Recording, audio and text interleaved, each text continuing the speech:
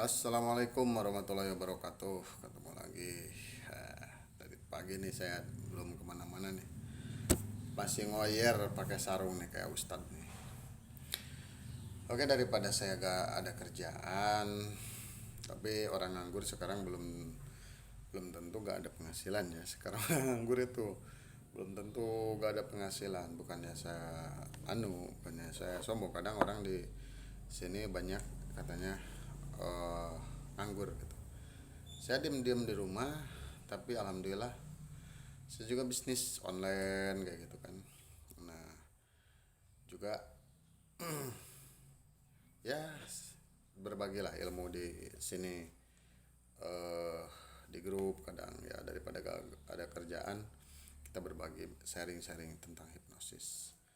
Juga barusan ada yang belanja nih, udah dua nih. Eh, Kita bisnis online juga ya. Oke, saya sekarang mau memaparkan, mau bikin tutorial tentang hipnotis pemula. Bagaimana untuk belajar jadi pemula. Pasti sang guru akan memberikan modul atau juga ya berada yang berbentuk buku, ada juga yang berbentuk ebook gitu ya, modul untuk dipelajari gitu sama sang muridnya. Nah, di situ ada caranya minimal dari naik cek sugesti. Cek sugesti itu cara belajar hipnotis tingkat dasar ya. Ada hipnotis itu ada level-levelnya. Mau tidak mau ya kita harus dari anak-anak dulu karena kita segede gini juga dulunya orok. Jadi kecil ya, hipnosis sekelas apapun, jadi master seperti apapun itu harus mau dari mula gitu, dari nol dulu gitu. Nah, di situ ada teknik-teknik eh cara cek sugesti. Jadi hipnotis itu apa gitu? Hipnotis itu sebenarnya hipnotis itu nama orang yang menghipnotisnya. Kalau ilmunya itu hipnosis diambil dari nama dewa tidur gitu, diambil dari nama dewa, yaitu dewa tidur ya. Juga banyak yang, tapi yang saya kasih materi nih stag hipnotis ya buat hiburan. Jadi begini, apa tuh hipnosis? Hipnotis itu terbagi dua golongan. Yang pertama, hipnotis itu adalah eh, harus menyediakan lahan. Soalnya hipnosis itu pemupukan, penanaman gitu.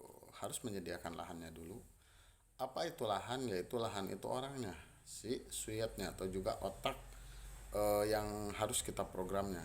Ibarat kita mau nanam cabai atau juga perkebunan itu ya harus ada lahannya. Kita harus ada untuk prakteknya, untuk lahannya gitu. Yang kedua, setelah ada lahan, itu lahan harus ada penggemukan. Penggemukannya itu dengan apa ya? Kita dengan ngasih dulu materi gitu atau gimana gitu, ngobrol-ngobrol dulu gitu, menyambungkan selaras antara hati kita dan hati dia supaya dia gak ketakutan, supaya dia bisa gitu menuruti apa yang kita inginkan gitu. Jadi kata bahasa hipnotis itu PMI itu paham, mau gitu, ikut gitu, mengikuti apa yang kita suruh atau apa yang kita inginkan.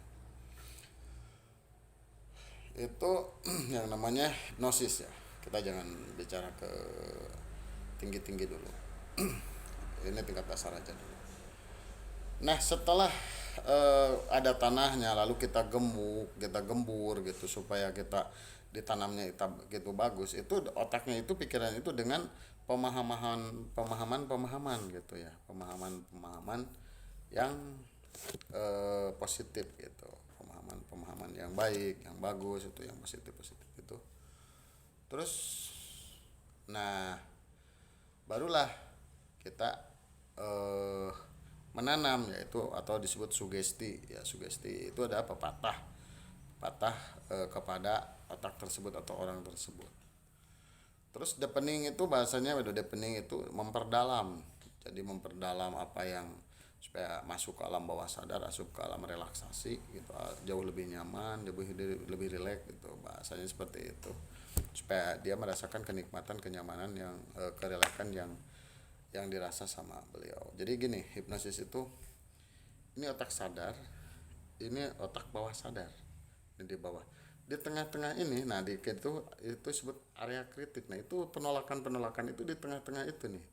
Ini aja lah pakai tangan. Jadi itu yang penolakan. Jadi kalau kita kirim dia nolak, kalau kita ini dia nolak. Nah, seperti itu.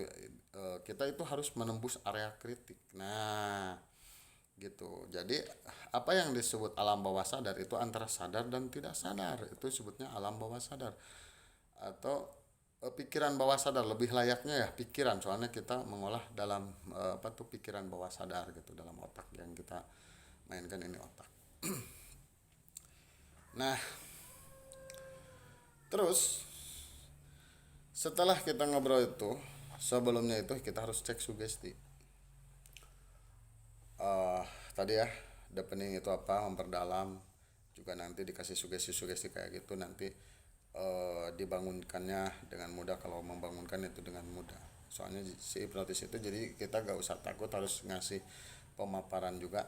Di saat orang dimasukkan ke alam bawah sadar itu seperti ini, set energinya seperti ini, ke bawah lah, masuk ke alam bawah sadar, lalu kita sugesti ngomongnya diam di situ, kita kunci itu, atau yang disebut ancor, diamlah di situ. Jadi bahasanya, kalau bahasa kuncinya, semakin anda eh, mendengar saya, mendengar suara saya, anda semakin dalam. Jadi udah di situ, maunya bakal jauh lebih dalam dari sebelumnya, seperti itulah. Jadi dia di dalam.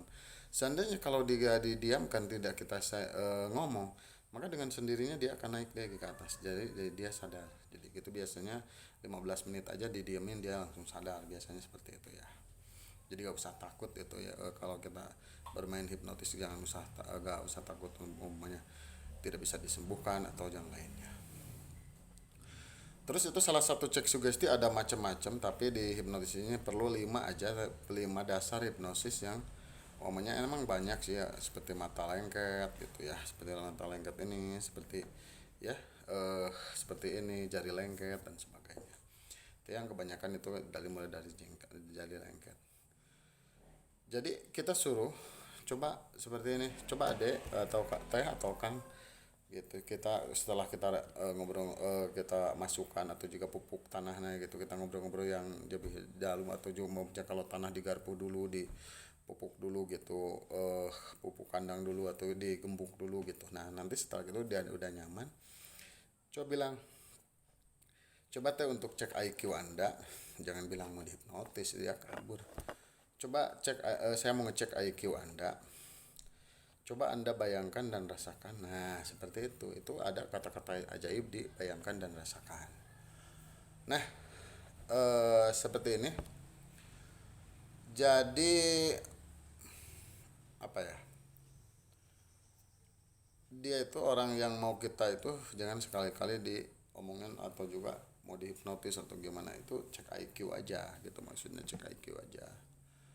Nah, setelah apa tuh, dia udah relax, udah nyaman, kita nanya, Ade atau Kang, lem yang paling bagus lem apa ya?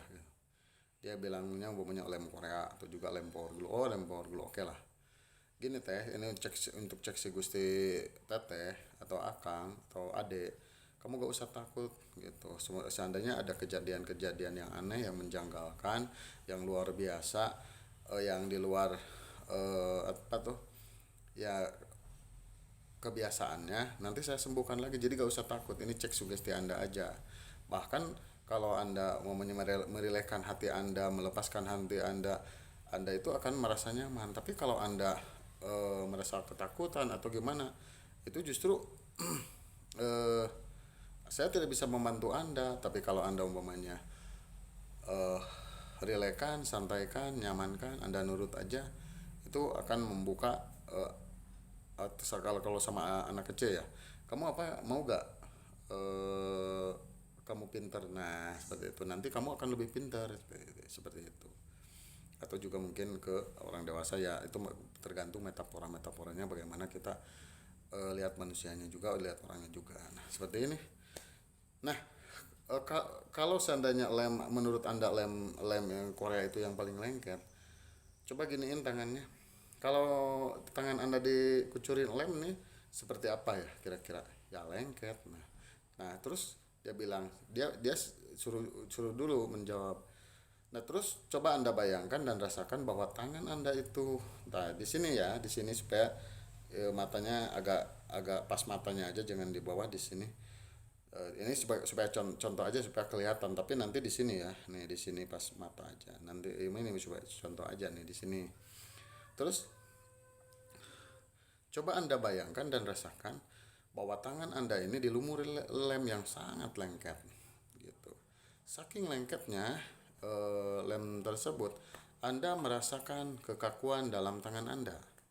Semakin eh, semakin lem itu kering, semakin lengket, semakin lem itu kering, semakin lengket. Itu diucapkan beberapa kali. Lalu angin menghembus, semakin kena angin, semakin lengket, semakin kena angin, semakin lengket. Nah, seperti itu. Jadi akhirnya apa yang eh, apa yang kita sugestikan ke dia itu akhirnya akhirnya dia bisa jadi lengket beneran. Nah, seperti itu.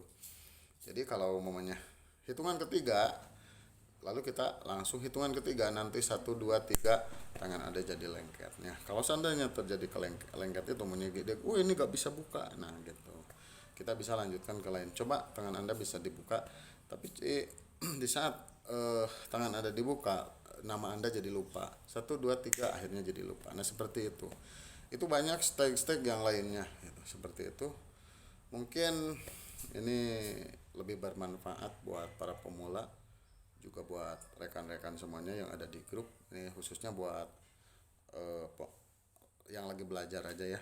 Ini ada beberapa ya, ada puluhan cek sugesti, cuman yang ini yang dibutuhkan minimal minimal ini 5 aja gitu. Ini untuk kita jangan, kalau kita bicara kalau kita bicara stay hipnotis atau juga untuk hiburan hipnotis, kita jangan dulu ngomong untuk yang ini itu, nanya umumnya nanya buat apa tuh, buat pengobatan, terapi dan lainnya. Kita fokus aja di situ buat hiburan aja dulu.